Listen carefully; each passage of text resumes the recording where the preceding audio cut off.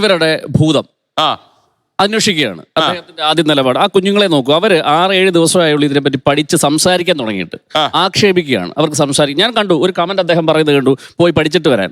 അപ്പൊ കുഞ്ഞുങ്ങൾ അവരുടെ ഫീലിങ്സും അവരുടെ ആശയങ്ങളും സംസാരിച്ച് പഠിച്ചു വരുന്ന കുഞ്ഞുങ്ങളാണ്. ഇപ്പോഴേ അസഹിഷ്ണുതയാണ്. അങ്ങനെയാണെങ്കിൽ ഞാൻ ചോദിക്കട്ടെ, നരേന്ദ്രമോദിയുടെ പിന്നെ ഭൂതം എന്തുമായിരുന്നു? അമിത്ഷായുടെ ഭൂതം എന്തായിരുന്നു? അല്ലല്ല, ഞാൻ പറയട്ടെ സാർ,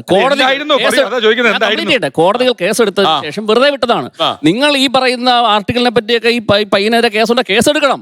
അല്ലാതെ ഇവരുടെ പ്രശ്നം എന്ന് പറയും, ഇവർ ചെയ്യുന്ന പരിപാടി ഇവർ ചെയ്യുന്ന പരിപാടി ഭയപ്പെടുത്തുകയാണ്. അതായത് ഇപ്പൊ ഈ കുഞ്ഞുങ്ങളെ രാജ്യദ്രോഹികൾ, ഏറ്റവും പ്രധാനപ്പെട്ട നമ്മളെ ആക്ഷേപിക്കും, നമ്മളെ ഏത് തരത്തിലും ആക്ഷേപിക്കാം, പക്ഷെ ഏറ്റവും പ്രധാനപ്പെട്ട ആക്ഷേപം എന്നാണ് നമ്മൾ രാജ്യദ്രോഹി എന്ന് പറയുന്നത്. പിന്നെ ഇവിടെ ചോദിച്ചു ഐഡിയോളജി എന്താണെന്ന്. എന്താ ഐഡിയോളജി?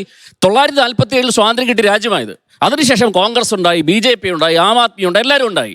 ഭരണം എടുത്തു വെച്ച് പ്രവർത്തിക്കുന്നുണ്ട്. ഇപ്പോഴും ഈ 20 വയസ്സുള്ള കുഞ്ഞുങ്ങൾക്ക് അവരുടെ ആശയങ്ങൾ കൃത്യമായിട്ട് ഇപ്പൊ ഇന്ന് നമ്മൾ സംസാരിക്കുമ്പോൾ CBSEയുടെ പരീക്ഷാ ഫലത്തെ പറ്റി സംസാരിക്കുന്നുണ്ട്. എത്ര കുഞ്ഞുങ്ങളാണ്? ഇന്നലെ ഒരു പയ്യൻ വീഡിയോ ഇട്ടിട്ട് ചോദിക്കുകയാണ്, മൂല്യനിർണ്ണയം നടത്തിയിട്ട് ഞങ്ങൾക്ക് റീവാലുവേഷൻ വേണം, 8,000 രൂപ കൊടുക്കണം. അതായത് സിസ്റ്റം ഫെയിലിയർ കാരണം അവരുടെ മൂല്യനിർണ്ണയം പ്രോപ്പറായി നടത്തിയില്ല. 100 മാർക്ക് പ്രതീക്ഷിച്ച കുട്ടിക്ക് 10 മാർക്കാ. CBSE പരീക്ഷാഫലം ഇന്ത്യയിൽ ഒട്ടാകെ ചോർന്നു.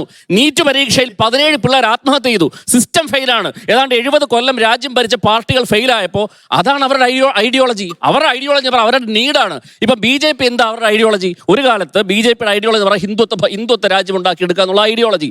കോൺഗ്രസിന്റെ ഐഡിയോളജി മതേതര സങ്കല്പത്തിന്റെ ഐഡിയോളജി. കമ്മ്യൂണിസ്റ്റ് മാർക്സിസ്റ്റ് പാർട്ടിയുടെ ഐഡിയോളജി എന്ന് പറഞ്ഞാൽ സ്വാതന്ത്ര്യത്തിന് വേണ്ടി പൊരുതിയ ഐഡിയോളജി.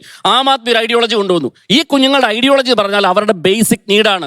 അവർക്ക് പരീക്ഷ എഴുതി മൂല്യനിർണ്ണയം നടത്താൻ പറ്റുന്നില്ല, നീറ്റ് പരീക്ഷയിൽ ആത്മഹത്യ ചെയ്യപ്പെടുന്നു. അപ്പൊ അതിനെയാണ് ഐഡിയോളജി, അല്ലാതെ പരമ്പരാഗതമായ ഒരു പുസ്തകം എഴുതി ഉണ്ടാക്കിയ ആ ഐഡിയോളജി അല്ല. പിന്നെ ഇവർ പറഞ്ഞ മറ്റൊരു കാര്യമുണ്ട്, അതായത് ഈ ഞാനത് പറഞ്ഞു പോകണം, രാജ്യദ്രോഹം. ഈ രാജ്യം എന്ന് പറഞ്ഞാൽ ഇവർക്ക് സ്വത്ത് കിട്ടിയത് വല്ലതും ആണോ? ഇവരുടെ കുടുംബത്തിൽ നിന്ന് കൊണ്ടുവന്നതാണല്ലോ. ഞാൻ ചോദിക്കട്ടെ, എത്ര RSSകാർ, എത്ര സംഘപരിവാറുകാർ ഇന്ത്യയിൽ നികുതി അടയ്ക്കുന്നുണ്ട്, പ്രൊഫഷണൽ ടാക്സ് അടയ്ക്കുന്നുണ്ട്? നിങ്ങൾ ആദ്യം ചെയ്യണം. അതാണ് രാജ്യസ്നേഹം എന്ന് പറയുന്നത്. അല്ലാതെ സിസ്റ്റത്തെ വിമർശിച്ചാൽ, ജനാധിപത്യത്തിൽ ഒരു അധികാരിയെ വിമർശിച്ചാൽ അത് രാജ്യദ്രോഹം എന്ന് പറയുന്നത് വൃത്തിയാണ്.